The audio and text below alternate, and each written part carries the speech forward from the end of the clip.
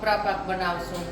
તો ટોપરા પાક માટે આ ટોપરાનું છીણ છે અને આ જેટલું ટોપરાનું છીણ હોય એની અડધી ખાંડ લેવાની અને આ 2 ચમચી ઘી છે ટોપરાના છીણને થોડીક વાર શેકવા માટે અને આ ગાર્નિશિંગ માટે ગુલાબની પાંખડી છે। તો આપણે શરૂઆત કરીએ। ગેસ ચાલુ કરશું।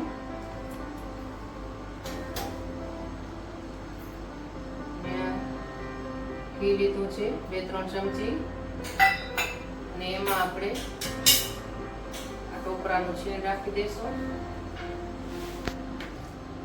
અને એને હવે થોડીક વાર માટે રોસ્ટ કરી લેશું આપણે।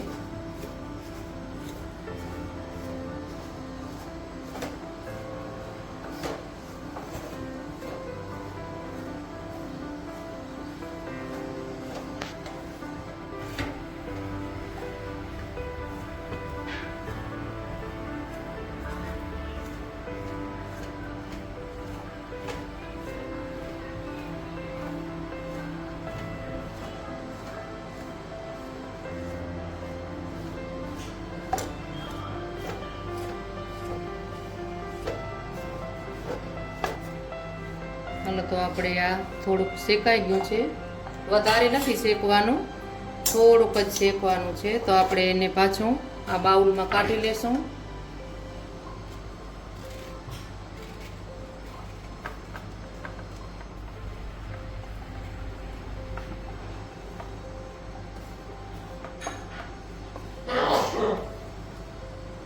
હવે આપણે ચાસણી કરવા મૂકી દઈએ।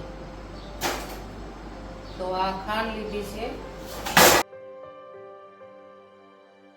જન્માષ્ટમીના ભગવાનને ટોપરા પાકની પ્રસાદી ચડાવી તો ભગવાન કૃષ્ણ ભગવાનને પ્રિય છે। તો અને આ આપણે શ્રાવણ મહિનો ચાલે છે તો એના ફરાર માટે પણ ઉપયોગ આવે, એના માટે આપણે રેસીપી આ ટોપરા પાકની બનાવીએ છીએ।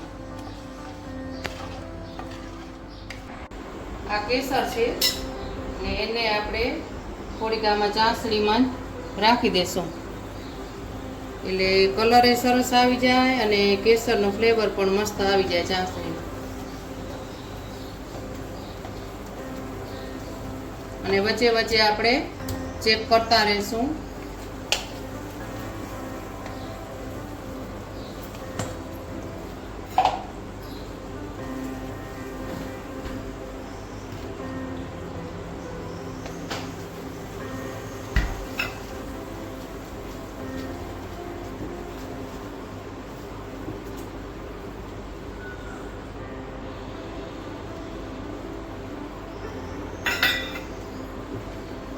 આપણે ચેક કરશું, એક તારની થાવી જોવે, હવે થઈ જવામાં જ છે। હાલો તો આપણે ચાસણી તૈયાર થઈ ગઈ છે, ગેસ બંધ કરી રાખશું અને એમાં આપણે આ ટોપરાનું છીણ રાખી દેશું।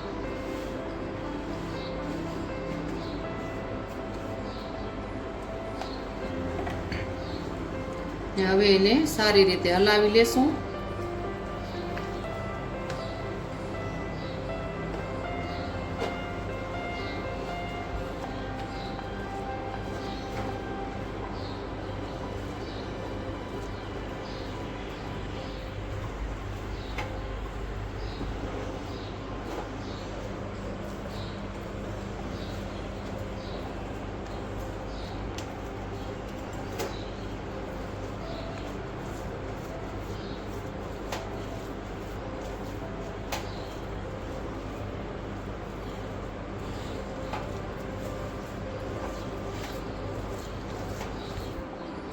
આમાં આપણે ઘી લગાવી દઈશું થોડુંક ચોકીમાં।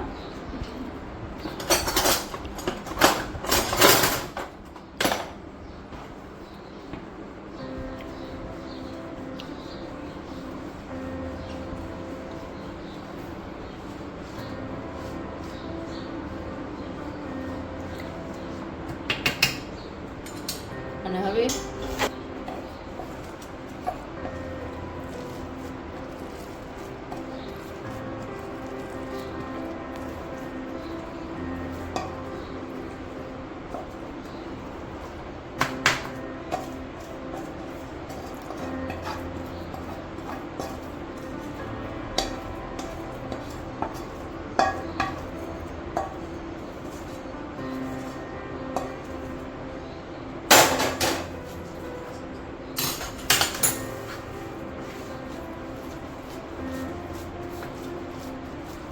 પાથરી લઈ બરાબર રીતે.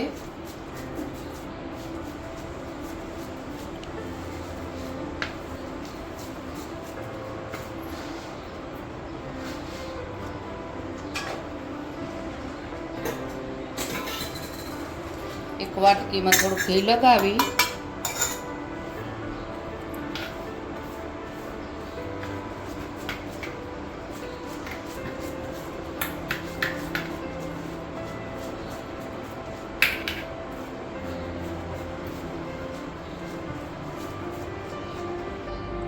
તો આમાં પિસ્તા આપણે ગાર્નિશ કરશું.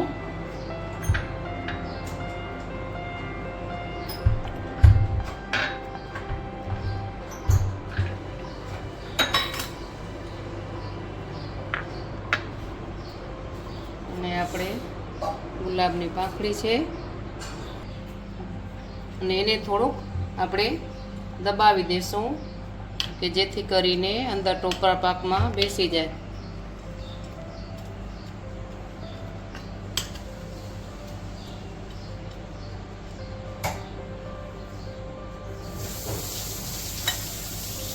તો આપણો ટોપરા પાક બની ગયો છે. હવે આપણો આ ટોપરા પાક તૈયાર થઈ ગયો છે. થોડીક વાર એને રૂમ ટેમ્પરેચર ઉપર રાખી દઈશું અને પછી એના પીસ બનાવી અને તમને આપણે વિડીયો બતાવશું કે કેવી રીતે આપણે પીસ બનાવી છે. તો આપણે એને કટ કરી લેશું અને પીસ આપણે બનાવી લઈએ.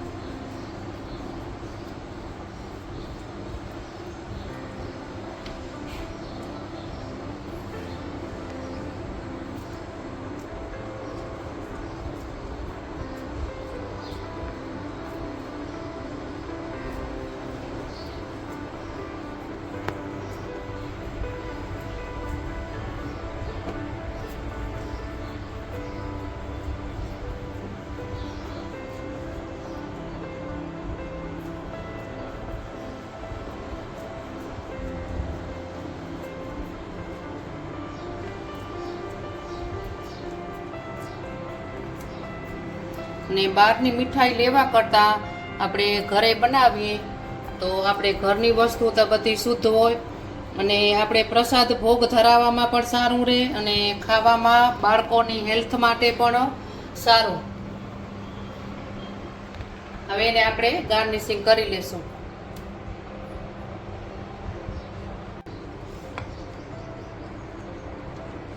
જો તો હવે આપણે ટોપરા પાક બનીને તૈયાર થઈ ગયો છે ને એના પીસ આપણે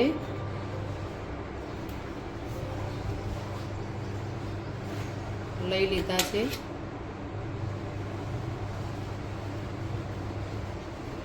તો કેવો લાગો તમને ટોપરા પાકની રેસીપી અને લાઈક શેર ને સબસ્ક્રાઈબ કરજો ને રાધે રાધે.